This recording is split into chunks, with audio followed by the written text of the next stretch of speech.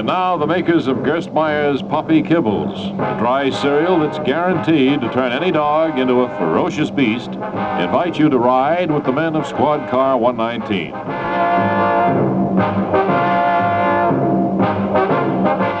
My name's Sam Finch. Me and my partner, Ralph R. Kruger, Jr., we're the unsung heroes of the police force. We ride a prowl car at night, doing our best to see that every citizen lives within the law. A couple of weeks ago, we got a fleeting glimpse of a fugitive pulling the drugstore holdup.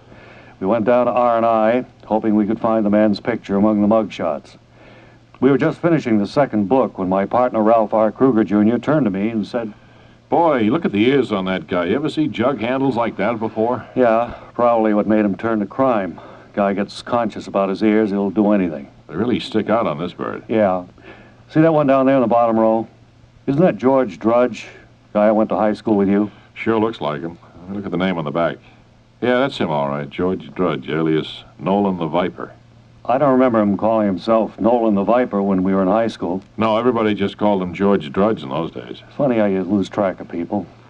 I often wondered what George was doing. Well, according to this, he's doing 10 to 20 for armed robbery. Look at that one up there in the top corner. He's the image of my Uncle Edward. Could be. I don't know your Uncle Edward. Wait a minute.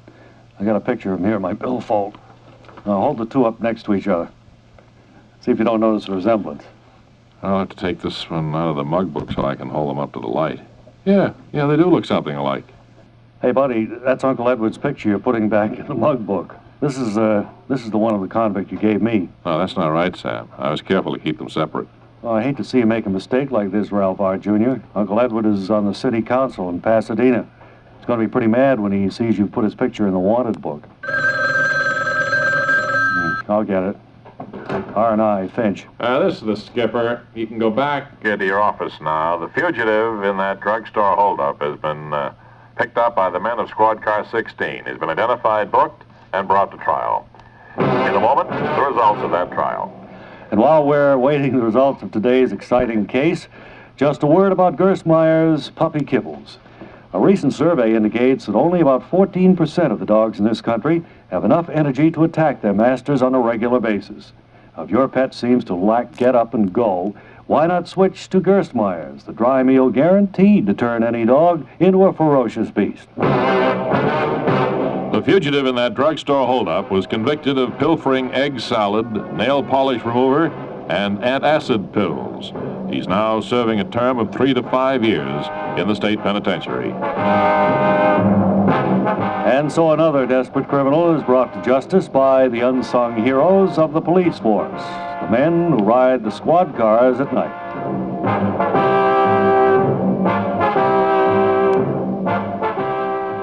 This is Bert Piels. And this is Harry Piels. Piels tastes best of all because it's driest of all. Remember that, viewers. Piels... Excuse me, Bert. Friends, my brother is so enthusiastic over our wonderful beer that, well, sometimes, without meaning to, he offends an occasional viewer. Offends?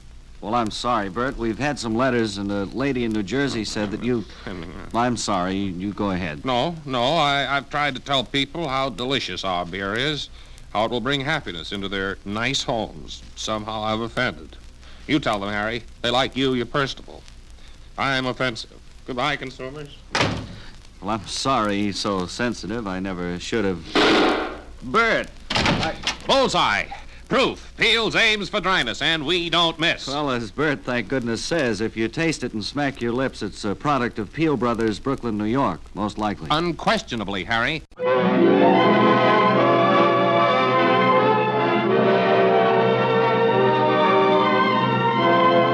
Next, Mary Backstayge, Noble Wife, the story of America's favorite family of the Footlights and of their fight for security and happiness against the concrete heart of Broadway. It's opening night of Westchester Furioso at the Playhouse in Ogunquit, Maine. And nearing the end of the first act, Mary, Harry, Pop, and Calvin stand backstage watching the dancing girls as they discuss the various spots during the first act in which they forgot their lines. And we hear... I was just mortified standing out there forgetting my lines that way. Well, as I said, Mary, being all pros like we are, we're able to ad-lib and get out of those tough spots. Well, it didn't sound like you did so well, though. I was standing here in the wings, and what you were saying wasn't really good ad-libbing. Were you following along in the playbook, Calvin? Yeah, you started to talk... well, saying, just where? Where did we go off? I can't remember. It was the inanities that you were saying. Well, like what, Calvin?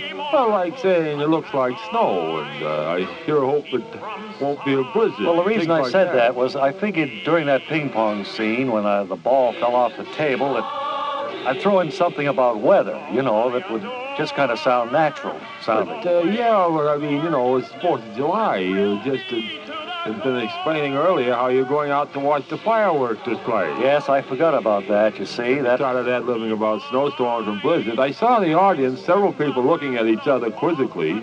I saw 3 people get up and walk out. Oh, I saw more than that. There I could only see 3. Oh, there were 8 or 10 anyway. Oh, I suppose at least that many went out. Well, I was glad I couldn't see them. They remained dark. I thought the awkward part there was the 14 minutes where we just stood and just kind of walked around the stage. Yeah, you just kind of shuffle your feet around, and Harry read a newspaper, I noticed. Well, I thought that was good business. I just sat there and looked at the lamp, I remember. I didn't want to look at the audience. Then you got up and turned it out. Why did you do that, Mary? I just thought a little action might encourage the audience to stay. The chorus is certainly doing well. They never forget their lines. It's almost up to the big parade scene. Something about a song, once you've committed a song to memory, you never forget it. It's like learning to drive an automobile. That's right. It's a lot easier than remembering lines in a play. That's right. Once you've done that, it's just automatic then, from then on. It's second nature, as the saying goes. Well, I think as the week goes by, you'll get back into the show, doing it every night, and a couple of matinees. You know what's frightening me now?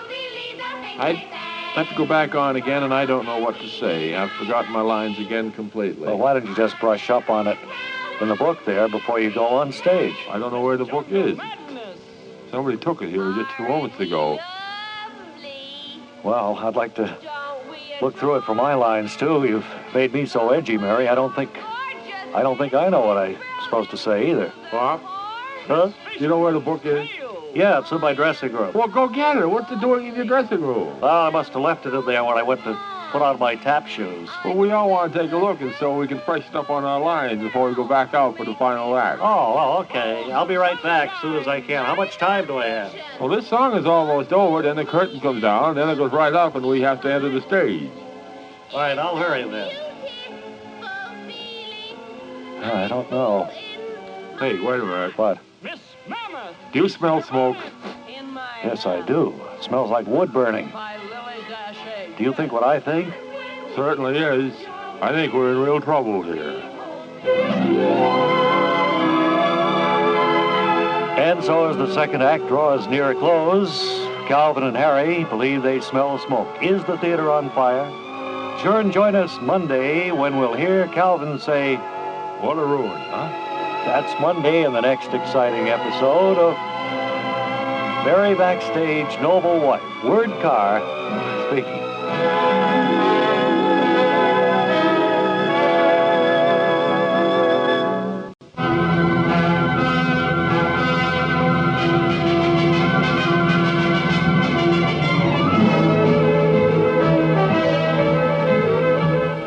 And now Mushies, the great new cereal that gets soggy even without milk or cream, brings you another exciting story of adventure starring Tippy, the Wonder Dog. As we look in on the isolated cabin of Grandpa Witherspoon today, we find that floodwaters are raging through the valley. Gramps has climbed to the very peak of the roof and is clinging desperately to the chimney. Meantime, little Jasper stands nearby, looking out at the muddy river. Suddenly, he turns and speaks. The water's still rising, Gramps. Darn it all, I know the water's still rising. And that fool dog of yours we sent for help will never get through. He's probably up in one of those trees right now, just sitting it out. Oh, Tippy never quits when I send him out on a vital mission, Gramps. He's the bravest, smartest dog in the whole wide world. Well, consarn it all, we sent him out with a note tied around his neck when the water was only ankle deep. That was a week ago. Ah, don't worry, Gramps. I know you can't swim, and you wouldn't last 2 minutes in that raging water, but Tippy will save you. He's the finest, the smartest dog in the whole wide world. Well, consarn it all, where is he? Ahoy! I think I see him now. I'll make my way down to the edge of the roof and help him up here. Here, Tippy, Tippy. Come on, boy. Here, Tippy, Tippy, Tippy. Consarn it all. He didn't even swim over this way. That wasn't Tippy after all, Grass. It was just the Logan's Terrier swimming home from the Red Cross with more blood plasma. Consarn it all, every other dog in the neighborhood can go on a simple errand in an emergency, but that fool Tippy's just got himself lost someplace. Oh, he's not lost, Gramps. But you specified in the note you tied around his neck that you wanted to be rescued by a helicopter. And Tippy may have had to swim clear out to the airport to find one. But he'll make it. He's the greatest, smartest... Wait, here he comes now. Give him a hand. Here, Tippy, Tippy. Come on, boy. Here, Tippy. Here, Tippy. Consarn it all, he swam right on by. Yeah, but it wasn't Tippy. It was that new puppy they've got up at the Ozma place. He was swimming home with some typhoid serum. That pup can't be more than a month old. He's already going on errands we could never train that fool Tippy to do. Don't say that, Gramps. Tippy's the grandest, the smartest dog in the whole wide world. And look over there. He's coming for sure now. I'll help him up here. Come on, Tippy. That's it, Tippy. Shake yourself off good. That's a boy. Fine old dog. Well, consarn it all, the dog's back. But where's the helicopter? Just a minute. Tippy's got a different note around his neck. It's from the helicopter pilot. And listen to what it says. Your dog bit me, so I threw him out of the plane. Consarn it all. If we come out of this alive, that dog's going straight to the pound. But don't you understand, Gramps? Tippy wouldn't have gotten that excited if he hadn't heard the engine misfiring.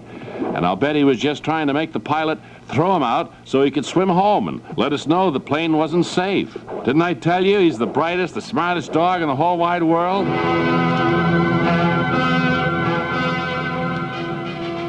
Today's thrilling story has been brought to you by Mushies, the great new cereal that gets soggy even without milk or cream. And join us again soon for more exciting adventures of Tippy the Wonder Dog. This is old-time radio announcer Kent Lyle Birdley with our ever-popular feature, Voice of the Listener. Call me with your opinion on our topic for today, the fuel shortage. Does it have to be this way? Hello? I think we should go back to the horse and buggy. Then we would save gasoline, cut out all that noise from cars and the stinking fumes. And I'm not just saying that because I'm an out-of-work buggy whip salesman. I think the problem of saving gas can be handled by means other than going back to the horse and buggy. My great-aunt Myrtle had a little electric car. It only went about 15 miles an hour, but it was a dandy. Took her every place she wanted to go. Easy to drive, just a handle on the side, a brake, and a steering wheel. It was quiet and didn't stink things up. No gas, either. Let's get them back. That's my opinion, Lyle, baby. Thank you, ma'am. Actually, battery-operated vehicles do have commercial use today, especially for local deliveries in cities. Does it have to be this way? Air pollution, gasoline shortage, traffic jams. Keep your tires properly inflated. Join carpools. Take the bus or train. The U.S. Environmental Protection Agency has a free book with some answers. Till next time, this is old-time radio announcer Kent Lyle Birdley saying, have you asked yourself about your car and clean air lately? What was that address? Oh, yes. Just right. Fuel Economy, EPA, Washington, D.C., 20460.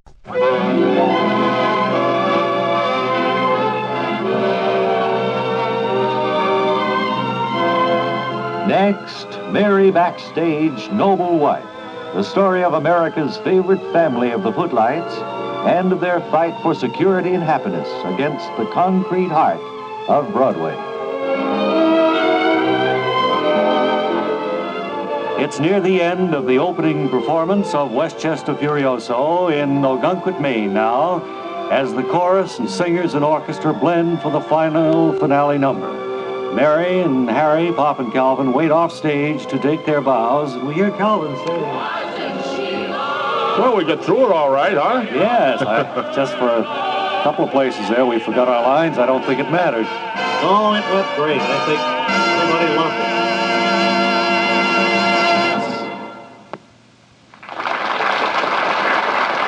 that's it. Yeah. Well, there goes the curtain up. We better... I think I'll go out and take a bow. Yeah, I'll go with you, Mary. Yeah, I'll go out too. Thank you, ladies and gentlemen.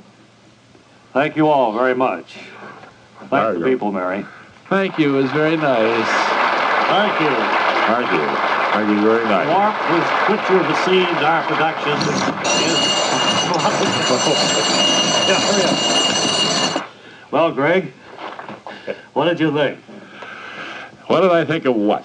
Of the show. What do you think? Listen, I don't think I'll ever get over it. In that second act, when you forgot your lines, I mean, I was, as they say, sweating gumdrops. Yes, I was too. But the audience got with us, and they saw the humor of the situation, and I think it went over very well.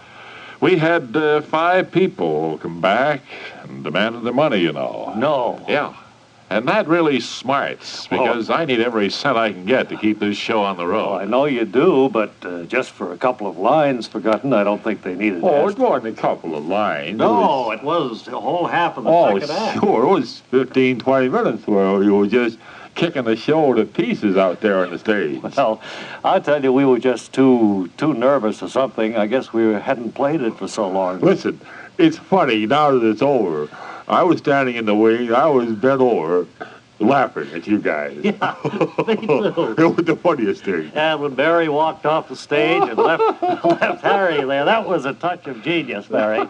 Oh, what did you ever do? Well, I picked up the phone and said hello. Of course, it hadn't rung. But That was the funniest thing quite ever. a conversation with nobody having anything to do with the show. Yeah, I think you ordered some groceries there, didn't you, at one point? Yes, I did. About 10 minutes, you gave the longest list of groceries. Yeah, then you gave the weather forecast that you heard on the radio earlier Oh, tonight. that was so funny. Well- But it was good thinking. Good thinking. I mean, and it's good practice. Now, whenever it happens again, you know what to do. Just And get then on the phone and give her a grocery list. Of course, when Mary came back on stage, the lines came back and we began to flow, and And then I, of course, forgot my lines. that was when I left the stage. Yes.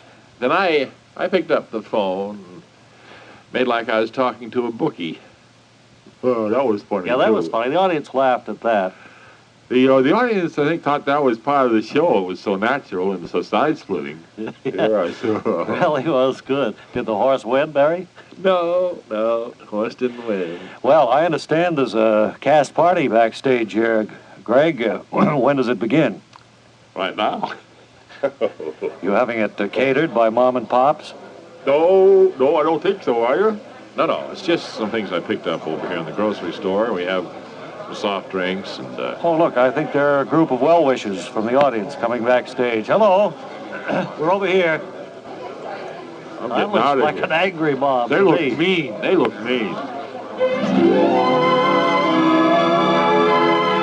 And so, at least the first performance is out of the way, and 4 remain at the theater in Algonquin. And you'll want to join us tomorrow when we'll hear Greg say, Now try to remember your lines, please.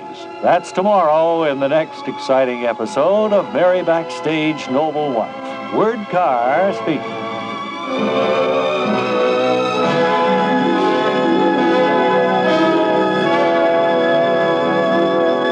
Bob and Ray, take 97. Hello, Arizona. Bob and Ray here with news about our new checking account. Petey? The Arizona Bank slipped their checking. Pretty hard to beat. Ah, that does it. You're fired. We're getting ourselves a bird with brains.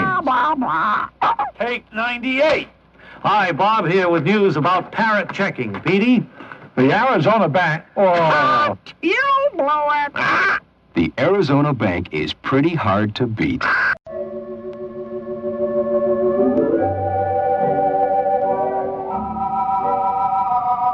And once again, we've had our Bob and Ray scouts combing the bus and railroad stations in search of people with human interest stories who need our help.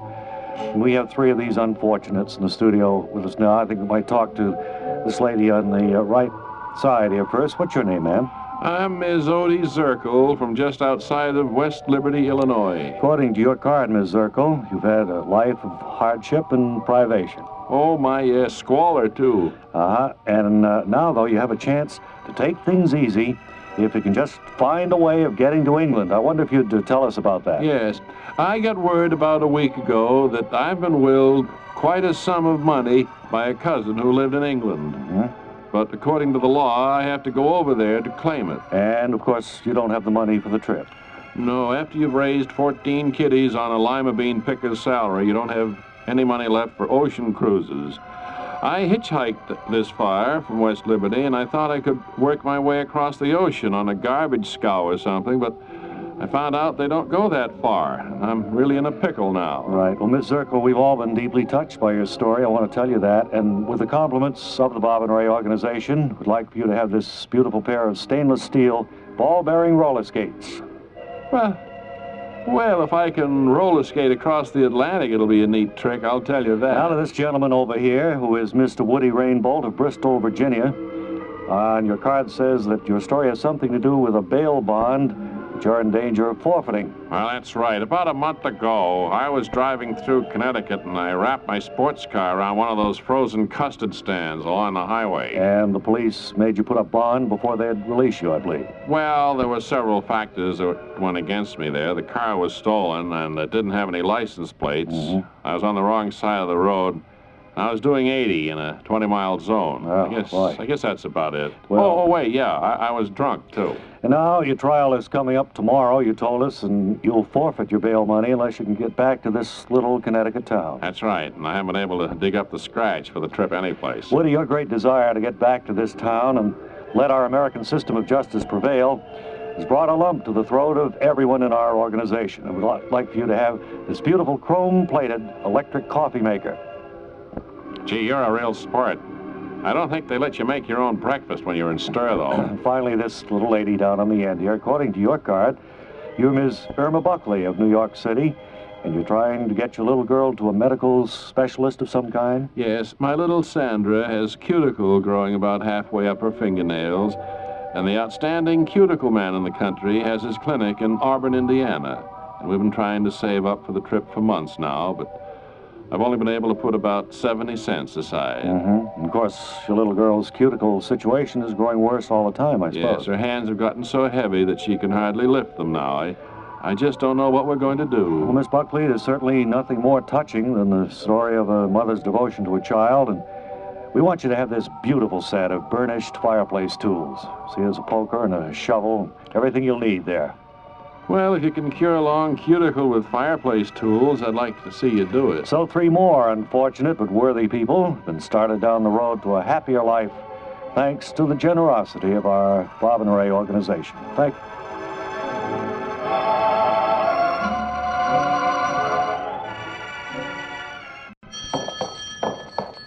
Here they are, fellas. Okay, it's a real pleasure to welcome back a couple of crowd pleasers, our very good and old friends, Claude and Clyde, the McBeebee Twins. How you doing, men? Oh, pretty good. See, on our way in, listening to the car radio. We heard a commercial. Sounded like us. Like us. Yeah, Sounded that's like Bamberger's, I think. Huh? Bamberger's, I think it is. Oh, yeah? Oh, yeah? Thought maybe we could do some commercial work. I know we could use the money. Well, we all use the two voices like that. Why don't they use the McBeebee Twins? Yeah, it's not a bad idea, because we've considered that. We thought it might be a little annoying to hear 2 voices at once, you know. You mean tell us that we have an annoying factor? I find that hard to believe. So does he. So does he. Who? Him. Oh, well, I tell you, we can go into this at Little Greater Lake. Can you stay? Can you? Sure. We have why not? Nothing to do. Like to do some commercials for you if we get the opportunity. All right. Well, we'll see if we can work that out.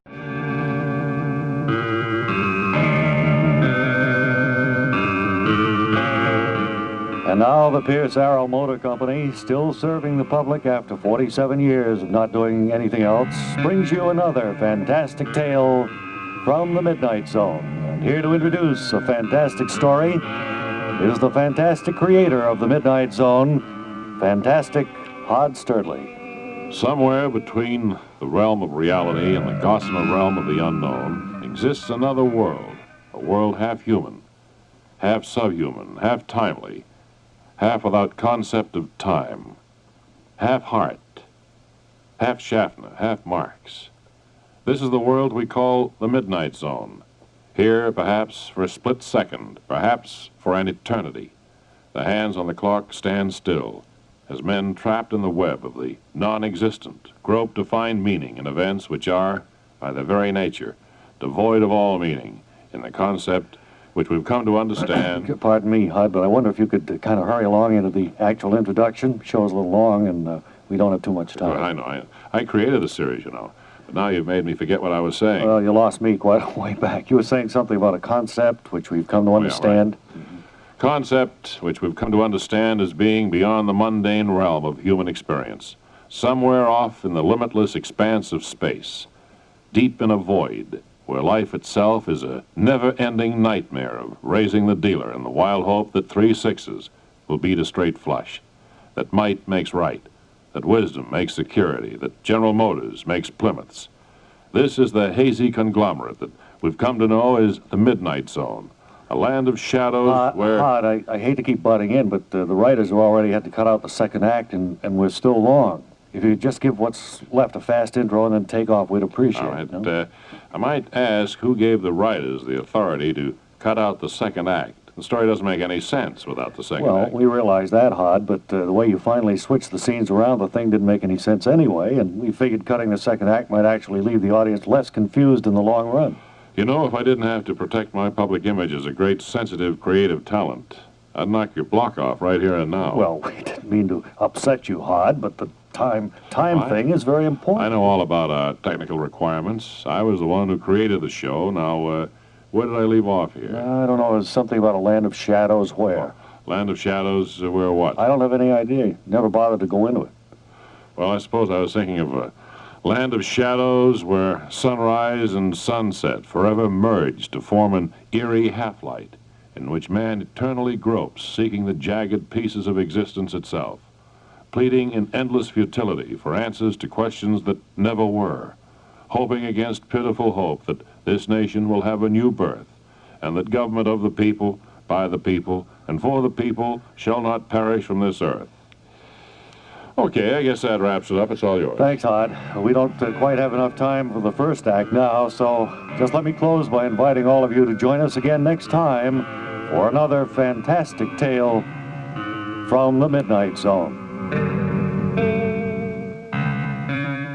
Wherever you are, come in, please, with your walkie-talkie, your Roger Skibbinus equipment. Wally Ballou. Lee Ballou here in front of WOR on Broadway with my Roger Skibbinus broadcasting equipment, broadcasting live and talking to some of the passers-by here. How about this gentleman? I'd be glad to talk to you. Do you use those nickel-cadmium batteries and those things? I don't really know what they do power this thing with, but it does create pretty good... Once in a while, those run down on you, and then when you play them back during a news program, the fellow starts to talk like I know. So you better check on those. You can be sure that this will be going over very well because it's live. You have a battery charger at home? Yeah, well, Roger charges it for me. Well, they're good to have.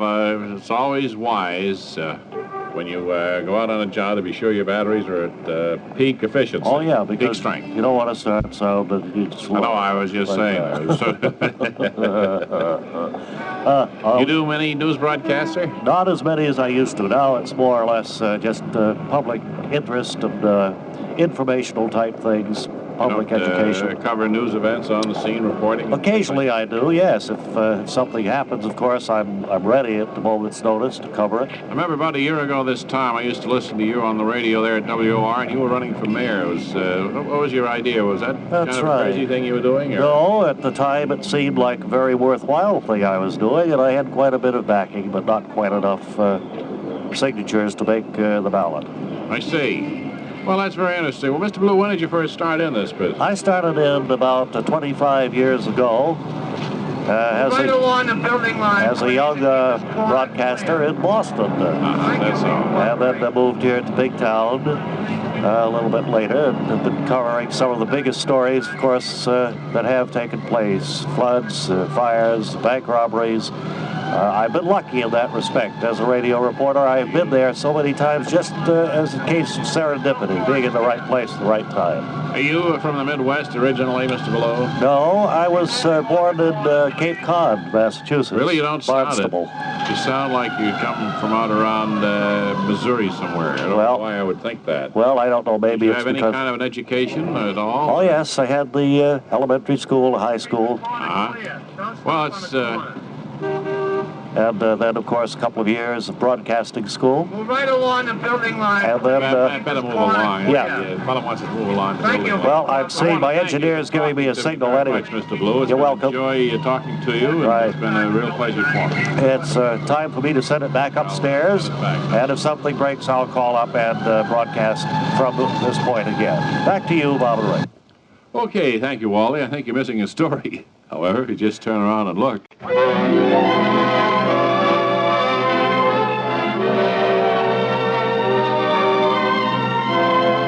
Next, Mary Backstage, Noble Wife, the story of America's favorite family of the Footlights and their fight for security and happiness against the concrete heart of Broadway. It's the morning after opening night in Ogunquit, Maine now, as Mary, Harry, Pop, and Calvin are being ushered into the radio studio where they're to be interviewed by Larry Lovebreath, the local disc jockey. And as we join our friends, Mr. Lovebreath's theme is just coming through the loudspeakers. We hear that. Well, this must be the studio, all right. Yeah. I suppose he uses that theme every day. So he's motioning us to come in. Oh, all right. Right through this air. All right. How do you do, sir? I'm Harry Backstage. Oh, come on in, guys. Thanks. Hi, good to meet you. Come in. My wife, Mary. This is Pop, How do you do? beloved, Calvin Hoogan. Oh, fine. How Yeah, do you why don't do? you just sit around that microphone over there by All that right. table? Right. As soon as my theme ends, I'll sign on and talk to you about your show. Great. Wonderful. Welcome to Ogunquit. Well, we certainly enjoy it here. Yeah. What is that theme you're playing? You want to be in pictures. Oh, yes. Where'd you Let's get those. Well, hi again, everybody. This is Larry Lovebreath here. It's about 11 Larry Lovebreath degrees here in Ogunquit right now. I should say I'm a little nervous. We have some guests in the studio. It's not that cold. It's about 11 after 3. I'm very nervous today because I have these celebrities here with me, famous showbiz people who are playing here in Ogunquit in a show called, what's it called? Westchester Furioso. That was the voice of Larry Lovebreath, star of the show, ladies and folks out there. What's new, everybody? Hey, Well- tell me, how's your show going? Well, we Speak right up now. we opened last night, Larry, and Right. we were met with such a warm welcome from you people here in and around Ogunquit that I just can't say thanks enough, and that goes for my wife Mary here and for Pop and Calvin. I understand that you folks have been touring with Westchester Furioso now for a few weeks, and that you just came from Meredith, New Hampshire, here to Ogunquit. Is that right? Yes, that's That's right, right. Larry. We were going to let's open see. in Meredith, but go ahead. No, go ahead. We were going to, but we only sold 5 seats, and the producer didn't think that was enough to open and decided to come here. And it's 10 Larry Lovebreath minutes now, right after 3. We're talking with the Backstages, who are here in Ogunquit, with a terrific show called Westchester Furioso. It was produced by Greg Marlowe, young playwright secretly in love with Mary here. Oh, is that right? Have you had a chance to get around a little town and meet the people? Well, we went to Mom and Pop's restaurant. I hope they're one of your sponsors. That's Pop Beloved's voice you hear, folks. This guy is Sam Hoofer, I'm told. I haven't seen your show, Yeah. incidentally. I've been so busy here Well, collecting records. I hope haven't had that, an opportunity to get out to see your show. But, well, you'll be receiving tickets, I'm sure. Oh, I hope so. And I'll be right there rooting you on. We feel that we have a great theater. What do you think about theater? Isn't Oh, it it's the greatest? great. The sight lines are beautiful. The audience is right there. It's so intimate. Uh-huh. And when those doors open, I understand on matinees, though, the sun floods in. There are no curtains there to... I've been told that the acoustics in that theater are the best in the Western world. Is that That's so? what somebody told us. They're just Hey, terrific. boy, they've been filling him with a load, huh? That's very interesting. Yes, we like the theater. I didn't realize that it was the best acoustics in the Western world, though. Yeah, that's right. You can put that down in your notebook. Well, You're that's listening something. to Larry Lovebreath here, and it's about 13 Larry Lovebreath minutes after 3. We're talking to What's your name, kid? Harry Backstayge. Harry Backstayge. It slipped my mind. I got to make a note of that. Harry Backstayge and his wife, Mary, were here in Ogunquit, appearing in Westchester. Furioso. I got to get over to see that one of these. Well, I'm sure. How long are you going to be in town? How long? Well, we'll be here for a week, maybe 10 days. Yeah, right. Don't know just how long the booking is, but Mr. Marlowe will see that you get tickets, I'm sure. Well, I certainly hope so. Now, let's see. I think we can have a little music here now. Okay. Thank you, Larry. It's been a pleasure. No, don't run. We'll talk again. Oh, no, don't leave. No. Right here, though, to answer several requests from people out there listening every day to the old Larry Lovebreath show, here's You Ought to Be in Shepherd's Serenade. I'm sorry. I'm all so confused and so nervous here today, having guests here in my studio. It's Bob Houston singing Shepherd's Serenade, #1 in Ogunquit this week. It was a haunting melody.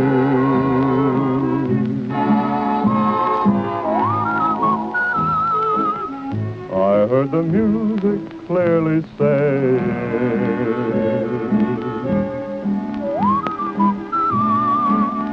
that he was happy as can be. And so the Backstages visit with local disc jock Larry Lovebreath in Ogunquit, Maine. Tomorrow you want to be here when we'll hear Larry say, and after these few commercials, we'll have more words with the Backstages. That's tomorrow in the next exciting episode of Very Backstage Noble One. Word Car speaking.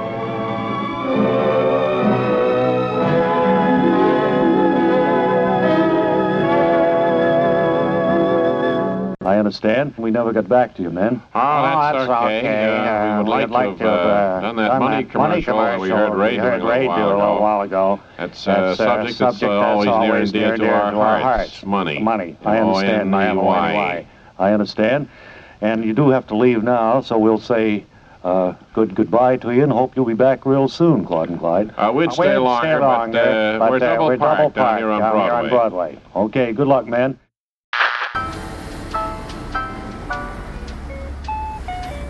Close in 5 minutes.